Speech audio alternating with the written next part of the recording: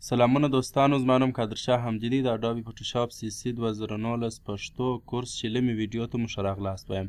دوستانو په تېره ویډیو کې موږ پر ټول باکس باندې کار وکړی او ټول باکس مو خلاص کړي. نن راځو دوستانو فایل منیو شروع کوو. فایل منیو کې لومړی نیو دی چې د دې لارې موږ کولی سو نوې صفحه جوړه کړو او بیا هلته خپل عکس راوړو یا ډیزاین راوړو، هغه چې شي کړو یا نوی ډیزاین جوړ کړو.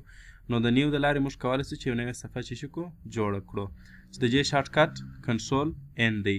او بل هم دوستانو اوپن که چیرې موږ زوړ عکس را خلاصو، خپل کمپیوټر کې عکس پروت وي یا هم ډیزاین پروت وي، کولی سو هغه د اوپن د لارې چې شي کړو را خلاص کړو په یوه کلیک سره چې د دې شارټکټ وي دوستانو کنټرول او ده. او بل هم براوز ان برج.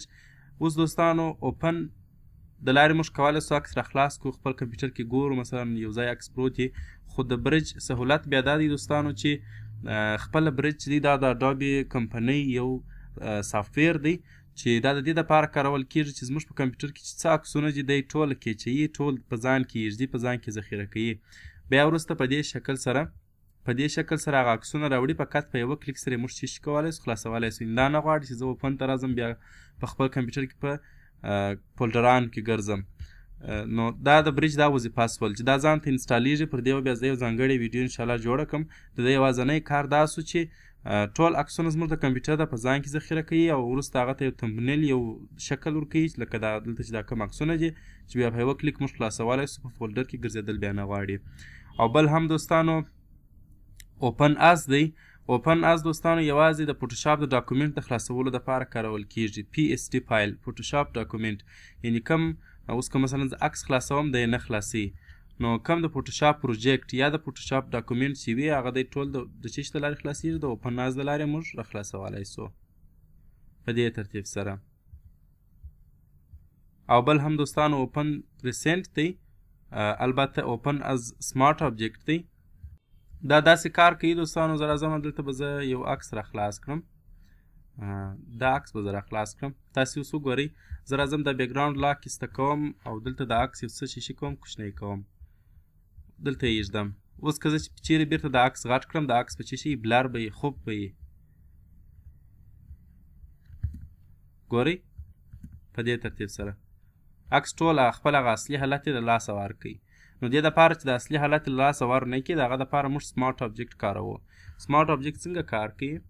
زه راځم د عکس دلې پروت دی، لایر ته راځم، په لایر منیو کې موږ لرو په دې ځای کې سمارټ آبجیکټس او کنورټ ټو سمارټ آبجیکټ. سمارټ آبجیکټ کله کنورټ سو تاسې ګورئ دلته یو آیکن هم ورسره اضافه سو. اوس که زه د عکس څونه کوچنی هم کړم دلته مثلا که چیرې بیرته غټ کړم دی نه بلر کېږي، خپل کیفیت لاسه نه ورکوي.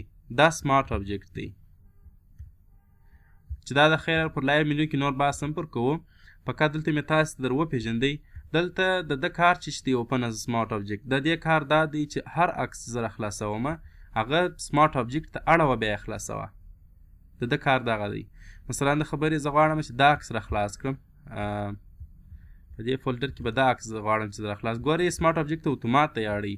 بیا که عکس که تاسې کوچنی هم کوئ کښېږدئ بیرته یې غټ کړئ دی خپل کیفیت له لاسه نه ورکوي، دی به پر خپل حال چې شي پاته یي.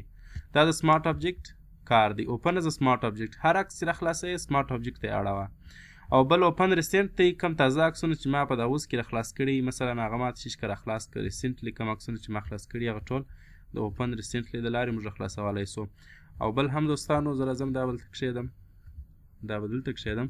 په دې ځای کې کلوز دی، کم عکس چې ته ولاړ یې دا ما ته څه شي که بند که کلوز یې که ګوره دا څه شي کېږي بندېږي چې شارټکټ یې څه شي سو کنټرول ډبلیو.